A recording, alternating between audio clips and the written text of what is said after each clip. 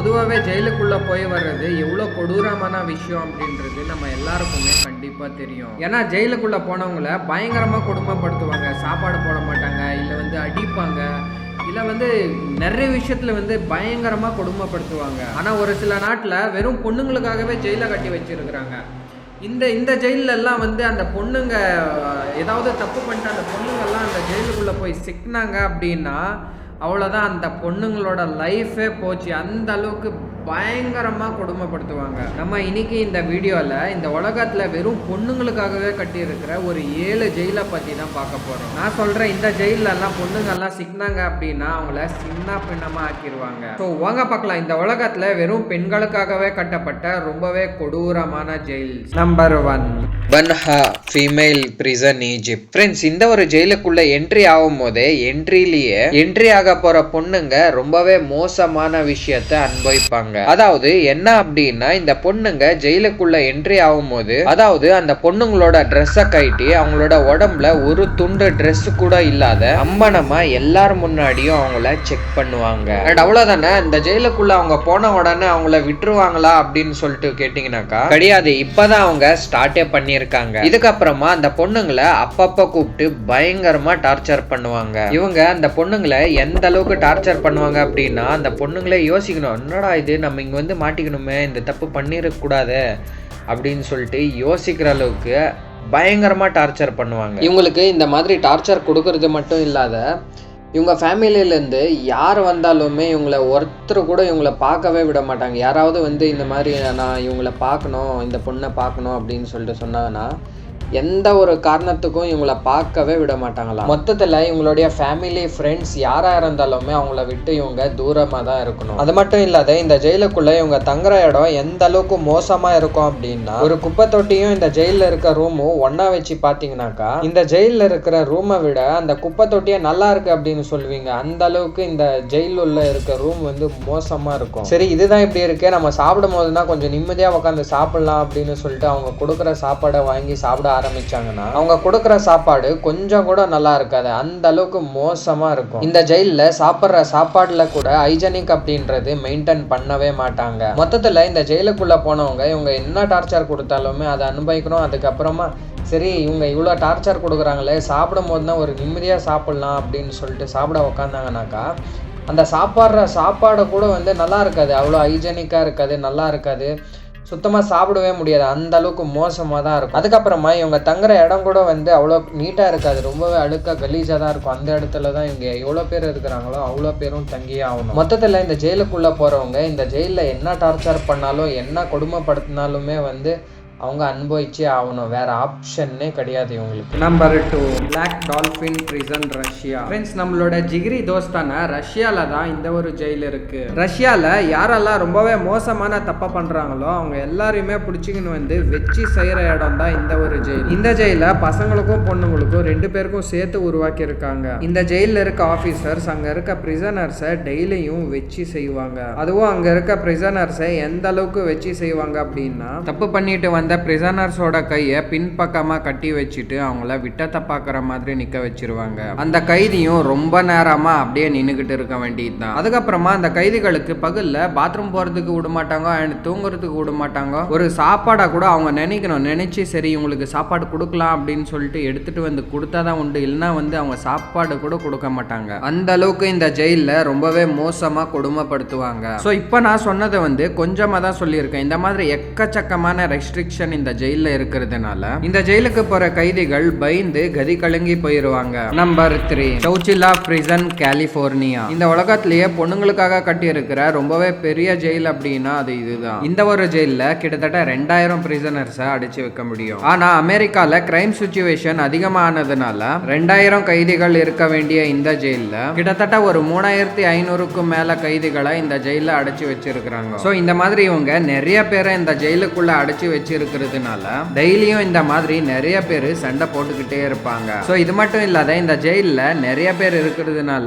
அவங்களுக்குள்ளவே ஒரு சின்ன சின்ன கேங் மாதிரி ஃபார்ம் பண்ணிட்டு அவங்களுக்குள்ளவே சண்டை போடுவாங்க. எப்படின்னா, நான் பெருசா, என்னோட கேங் பெருசா, இல்லை உன்னோட கேங் பெருசா அப்படின்னு சொல்லிட்டு அவங்களுக்குள்ளவே சண்டை போட்டுப்பாங்க. இந்த மாதிரி எல்லாம் இந்த கைதிகள் பண்ணுறதுனால அங்கே இருக்க ஆஃபீஸர்ஸ்னாலேயே இந்த கைதிகளை கண்ட்ரோல் பண்ண முடியல. என்னடா அப்படின்னு சொல்லிட்டு அவங்களே குழம்பி போயிட்டு கண்ட்ரோல் பண்ண முடியாமல் கஷ்டப்படுறாங்க. மொத்தத்தில் இந்த ஜெயிலில் சர்வை பண்ணணும் அப்படின்னா ஒன்று பலசாலியாக இருக்கணும், அப்படி இல்லையா அவங்க எதிராளி என்ன பண்ணாலுமே வாயை பொத்திட்டு கும்முன்னு குமுறு வாங்கிட்டு சைலண்டாக இருக்கணும். இது ரெண்டில் நீங்கள் ஏதாவது ஒன்று ஃபாலோ பண்ணால் மட்டும்தான் நீங்கள் அங்கே சர்வைவே ஆக முடியும். நம்பர் 4, புல்லி சார்கி பிரிசன், ஆப்கானிஸ்தான். இந்த பிரிசனில் பொண்ணுங்களும் இருக்காங்க, பசங்களும் இருக்காங்க. ஆனால் இதில் ஆம்பளைங்களுக்கும் பொம்பளைங்களுக்கும் தனித்தனியான ரூம்ஸை கட்டி வச்சிருப்பாங்க. பொதுவாகவே இப்பெல்லாம் ஆப்கானிஸ்தான் எந்த அளவுக்கு மோசமாக இருக்குது அப்படின்னு சொல்லிட்டு நம்ம எல்லாருக்குமே கண்டிப்பாக தெரிஞ்சிருக்கும். அப்படிப்பட்ட அந்த நாட்டில் இருக்கிற இந்த ஜெயில் எந்த அளவுக்கு மோசமா இருக்கும் அப்படின்னா, இந்த ஜெயிலுக்கு போயிட்டு வந்தவங்க இந்த ஜெயிலுக்கு போறதை விட செத்தே போயிடலாம் அப்படின்னு சொல்லுவாங்க. அந்த அளவுக்கு இந்த ஜெயில் ரொம்பவே மோசமா இருக்கும். ஏன்னா இந்த ஜெயிலில் யாருக்குமே சரியா சாப்பாடே போட மாட்டாங்க. அதுக்கப்புறமா அங்க இருக்கிற வெதர் கண்டிஷன்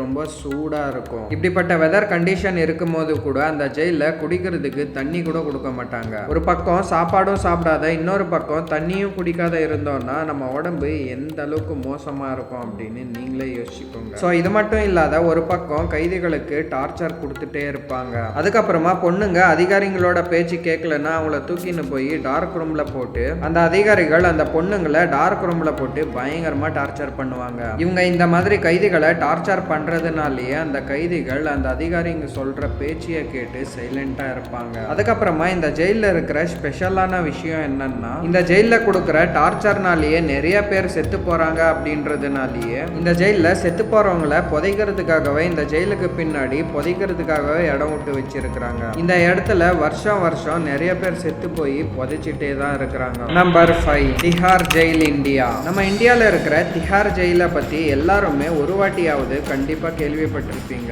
ஏன்னா நம்ம இந்தியாவில் இருக்கிற எல்லா ஜெயிலை விட ரொம்பவே கொடூரமான ஜெயில் அப்படின்னா அது இதுதான். இந்த ஜெயில் சென்ட்ரல் கவர்மெண்ட் கண்ட்ரோல் இருக்கிறதுனால எந்த ஒரு ஸ்டேட் கவர்மெண்ட் ரெக்கமெண்டேஷனும் இதுல ஒர்க் ஆகாது. இந்த ஜெயிலுக்கு போறவங்க காசு இருக்கிறவங்க போனாங்கன்னா அதில் அவங்க ராஜா மாதிரி இருக்க முடியும். அதுவே காசு இல்லாத ஏகப்பட்டவங்க இந்த ஜெயிலுக்குள்ள போறாங்க அப்படின்னா அவங்க இந்த ஜெயிலுக்குள்ள நரக வாழ்க்கை வாழணும். அது எப்படின்னா எந்த அளவுக்கு அவங்கள டார்ச்சர் பண்ண முடியுமோ அந்த அளவுக்கு அவங்கள ரொம்பவே டார்ச்சர் பண்ணுவாங்க. இந்த ஜெயில கூட கைதிகள் வெறும் 400 பேர் இருக்கிற மாதிரி தான் கட்டி வச்சிருக்கிறாங்க. ஆனா இந்த ஜெயிலுக்குள்ள கிட்டத்தட்ட ஒரு 500 பேருக்கு மேல இருக்கிறாங்க. இந்த மாதிரி ஜனத்தொகை அதிகமா இருந்தா என்ன ஆகும் அப்படின்னு உங்களுக்கே தெரிஞ்சிருக்கும். Number 6, Bangkok woman prison, Thailand. நம்ம இப்ப பார்த்த எல்லா ஜெயில இருக்க ப்ராப்ளம்ஸும் இந்த ஒரு ஜெயில இருக்கு. இந்த ஜெயில எந்த மாதிரி கட்டி வச்சிருக்காங்க அப்படின்னா வெறும் 500 பேர் தங்குற மாதிரி தான் கட்டி வச்சிருக்கிறாங்க. ஆனால் இந்த ஜெயிலில் 2000க்கும் அதிகமான கைதிகளை இந்த ஜெயிலில் போட்டு அடைச்சி வச்சிருக்கிறாங்க. அதாவது நீங்கள் கூட்டி கழிச்சு பார்த்தீங்கன்னாக்கா கிட்டத்தட்ட ஒரு 4 மடங்கு அதிகமான கைதிகளை இந்த ஜெயிலுக்குள்ளே போட்டு அடைச்சி வச்சிருக்கிறாங்க. ஸோ இவங்க இந்த மாதிரி நிறைய பேரை அடைச்சி வச்சிருக்கிறதுனால சாப்பாட்டுக்கு பிரச்சனை, தங்கறதுக்கு பிரச்சனை, அதுக்கப்புறமா அவங்க குளிக்கிறதுக்கு தண்ணி, பாத்ரூம் போனால் கூட அதை கழுவுறதுக்கு கூட தண்ணி பிரச்சனை அப்படின்னு எக்கச்சக்கமான பிரச்சனை இருக்குது. அண்ட் அது மட்டும் இல்லாத இந்த ஜெயிலில் தங்குற கைதிகள் ஹைஜெனிக் அப்படின்றது சுத்தமாகவே மறந்துடணும். அந்த அளவுக்கு இந்த ஜெயில் ரொம்பவே மோசமாக இருக்கும். ஸோ இதனாலேயே நிறைய கைதிகள் நோய் கஷ்டப்படுறாங்க. இந்த ஜெயிலில் என்னதான் ஓவர்லோட் ஆகி ஜனம் அதிகமாக இருந்தாலும் மற்ற ஜெயில் மாதிரி கேங்கெல்லாம் கட்டி கெத்தெல்லாம் காட்ட முடியாது. அதையும் மீறி யாராவது கெத்து காட்டணும் அப்படின்னு சொல்லிட்டு நினைச்சாங்கன்னா அவங்கள தூக்கிட்டு மென்டலி டார்ச்சர் பண்ண ஆரம்பிப்பாங்க. இந்த மாதிரி அவங்கள மென்டலி டார்ச்சர் பண்ணி கூட அவங்க கெத்து காட்ட நினைச்சீங்கன்னா அவங்கள திருப்பி தூக்கிட்டு பிசிக்கலி டார்ச்சர் பண்ணுவாங்க. இவங்க எந்த அளவுக்கு பிசிக்கலி டார்ச்சர் பண்ணுவாங்க அப்படின்னா நீங்க யோசிச்சு கூட பார்க்க முடியாது. அந்த அளவுக்கு மோசமா பிசிக்கலி டார்ச்சர் பண்ணுவாங்க. நம்பர் 7, வேலி ஸ்டேட் பிரிசன், கலிபோர்னியா. இந்த ஒரு பிரிசன் 1995 இருந்து 2012 வரைக்கும் லேடிஸ்க்கான பிரிசனா தான் இருந்துச்சு. அதுக்கப்புறமா இதை ஜென்ஸுக்கான பிரிசனா மாத்திட்டாங்க. இதுக்கான காரணம் அங்க இருந்த பொண்ணுங்க தான். ஏன்னா அங்க கைதிகளா இருந்த பொண்ணுங்க எப்பவுமே அடிச்சுக்கிட்டு அந்த இடம் ஃபுல்லாவே ஒரு கலவரமா தான் இருக்கும். இந்த பொண்ணுங்க பண்ற கலவரத்தை அங்க இருக்க அதிகாரிகள்னால கண்ட்ரோலே பண்ண முடியல. அந்த அளவுக்கு அந்த பொண்ணுங்க அங்க இருக்க அதிகாரிகளை வச்சு செஞ்சிருக்காங்க. வெறும் அந்த கைதிகள் மட்டும்தான் அதிகாரிகளை டார்ச்சர் பண்ணியிருக்காங்களா அப்படின்னு கேட்டீங்கன்னாக்கா அதுதான் கிடையாது. இந்த அதிகாரிகளும் சும்மா இல்லாத அந்த பொண்ணுங்க கிட்ட அத்துமீறி நடந்துக்கிறது, சும்மா தேவையில்லாத அந்த பொண்ணுங்களை பெண்களை கூப்பிட்டு போய் டார்ச்சர் பண்றது, இந்த மாதிரி ஏகப்பட்ட டார்ச்சரா அந்த பொண்ணுங்களுக்கு அதிகாரிகள் பண்ணியிருக்காங்க. ஸோ அது மட்டும் இல்லாத இந்த ஒரு ஜெயில ஒரு பிளாக் மார்க்கெட்டாவே உருவாக்கி வச்சிருந்தாங்க. ஏன்னா இந்த ஜெயிலுக்குள்ளவே அதிகாரிகளுக்கு தெரிஞ்சியுமே கூட நிறைய இல்லீகல் விஷயத்த நடத்தியிருக்காங்க. இந்த ஜெயிலில் இருக்க பொண்ணுங்க அதிகாரிகளோட பேச்சு யாரெல்லாம் கேட்க மாட்டாங்களோ அவங்கள எல்லாரையுமே மென்டலாகவும் ஃபிசிக்கலாகவும் பயங்கரமாக டார்ச்சர் பண்ணியிருக்கிறாங்க. அதுவும் இந்த ஜெயிலில் இருக்கிற பொண்ணுங்களை எந்த அளவுக்கு டார்ச்சர் பண்ணியிருக்கிறாங்க அப்படின்னா, ஒரு சில பொண்ணுங்க மென்டலாகவே மாறி இருக்கிறாங்க. அந்த அளவுக்கு இந்த பொண்ணுங்களை மென்டலி டார்ச்சர் பண்ணியிருக்கிறாங்க. ஸோ அதுக்கப்புறமா என்னடா பண்ணுறது அப்படின்னு சொல்லிட்டு அங்கே இருக்க பொண்ணுங்களை எல்லாரையுமே வேற ஜெயிலுக்கு ஷிஃப்ட் பண்ணிட்டாங்க. நான் இப்போ சொன்னேன் இந்த 7 ஜெயிலை பற்றி நீங்கள் என்ன நினைக்கிறீங்க அப்படின்றத கமெண்ட்ஸில் போட்டுவிடுங்க. ஸோ அவ்வளோதான் ஃப்ரெண்ட்ஸ், இந்த வீடியோ முடிஞ்சிருச்சு. இந்த வீடியோ உங்களுக்கு பிடிச்சிருந்தா இந்த வீடியோவை லைக் பண்ணிவிட்டு அப்படியே உங்கள் ஃப்ரெண்ட்ஸ் அண்ட் ஃபேமிலிஸுக்கு இந்த வீடியோவை ஷேர் பண்ணிவிட்டு இந்த மாதிரி நிறைய இன்ட்ரெஸ்டிங்கான வீடியோவை நீங்கள் பார்க்க நினச்சிங்கன்னா நம்மளுடைய சேனலை சப்ஸ்கிரைப் பண்ணிவிடுங்க.